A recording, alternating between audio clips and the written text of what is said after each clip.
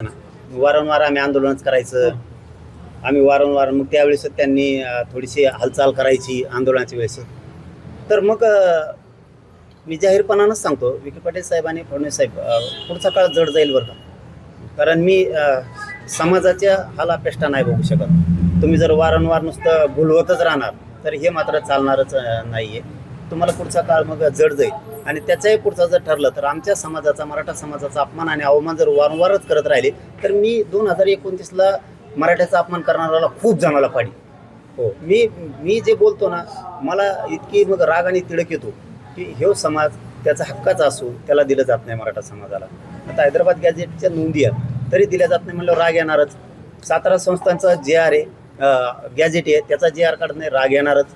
58 लाख नोंदी सापडल्या, त्याचे कुणबी प्रमाणपत्र देणार नाहीत म्हणले तर राग येणारच ना मला. तुम्ही कोणाला घेऊन करत नाहीये. तुम्हाला आम्ही म्हणतो की तुम्हाला ओबीसीचं काढून आम्हाला द्या, अजिबातच म्हणत नाही आहेत आम्ही.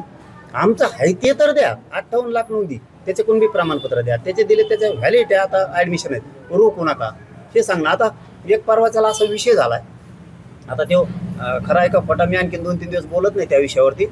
वडवणीला नोंदी सापडल्या मोडी लिपीची, आणि तिथला कोण तहसीलदार आहे वडवणीचा, आणि कोणीतरी सोनिका स्वामी काहीतरी नावाचा एक अधिकारी बीडला, काय काहीतरी आहे कोणीतरी.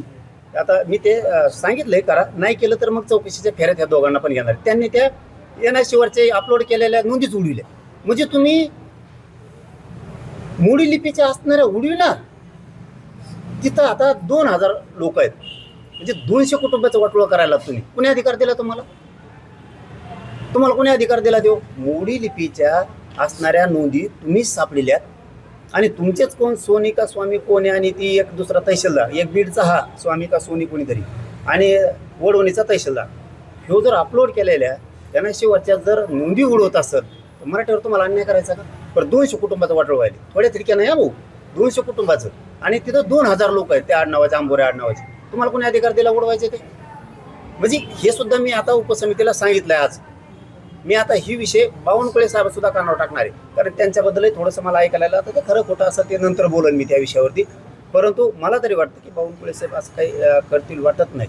आणि विखे पाटील साहेब सुद्धा, यांना दोघांनाही सांगितलंय मी की त्या नोंदी पुन्हा अपलोड झाल्या पाहिजेत, नसता त्याचे परिणाम तुम्हाला भोगावं लागणार आहेत. कारण मी एकदा आंदोलन करून गप नाही बसत बघा, भरोसा नाही ठेवत. मी आता थोडे दिवस वाट बघणार, मग खूप जड जाईल. मात्र हे फडणवीस साहेबांनी विखे पाटलांनी लक्षात ठेवावं. म्हणूनच त्यांना कळत नाही, त्यांना का मराठ्यात आणि ओबीसी दरी निर्माण करायची हे मला नाही कळत. जर आमच्या नोंदी सापडल्या तर तुम्ही जर शिकलेले आहेत, तुम्ही जर स्वतःला तज्ज्ञ म्हणून घेताय, तुम्ही जर स्वतःला खूप हुशार समजताय, तर तुम्हाला एक गोष्ट का कळत नाही की ह्या 1.5-2 वर्षापूर्वीच्या नोंदी आहेत.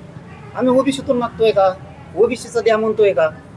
आमच्या जर नोंदी असल्या तर आम्हाला आरक्षण द्यायला हरकत काय? एवढं जर त्यांना कळत नसत, कसं ते ओबीसीचं काम करतायत हेच कळत नाहीये. गरीब ओबीसीला कळतं हे की मराठ्यांच्या जर नोंदी सापडल्या त्यांना प्रमाणपत्र दिले पाहिजेत. मग हे शिकले ह्या लोकांनाच का कळत नाही? हाच खूप मोठा प्रश्न आहे. आता हे 2 तर मी सांगतो, यांनी जर ते अपलोड नाही केल्या, हे कोण सोनिका स्वामी कोण देव आणि स्वामी, आणि इकडं ते तहसीलदार, यांनी जर ते अपलोड नाही केल्या, हे 2 तर 100% जाणार. हे जर कोणाचं ऐकून बघा, हे जर बीडमधल्या कोणाचं ऐकून त्या नोंदी अपलोड केलेल्या NIC वरून जर उडवत असतील तर तुमचं त्यांचं ऐकल्यामुळं तुमचा बळी जाईल. तुम्ही कोणाचं ऐकू नका. इथं नोकरी भेटत नाही. मी काय सांगतोय समजून घ्या दोघांनी सुद्धा. इथं नोकऱ्या भेटत नाहीत, नोकरीसाठी मरमर करावी लागती. मला तुमचं वाटोळं करायचं नाहीये. तुम्ही माझ्या 2000 लोकांचं वाटोळं करू नका. कोणाचं ऐकून जर तुम्ही ते केलं असेल तर ते पुन्हा अपलोड करा.